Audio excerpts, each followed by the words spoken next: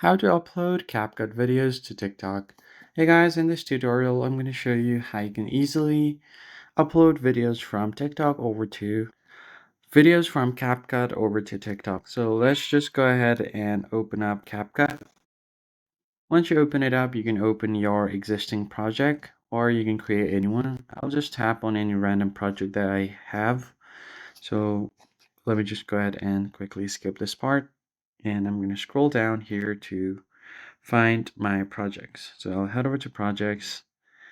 I'll tap on this random video over here. Now, once you do that, you can export the project. So once you are done editing, you can easily export it. So let me just quickly tap on export. And once you do that, it's going to start exporting, and you can find this video on your gallery. Now you can also directly share it on TikTok from here. So if you tap on share to TikTok, it's going to directly load up your TikTok and go to your uploads. Now you can just tap on next,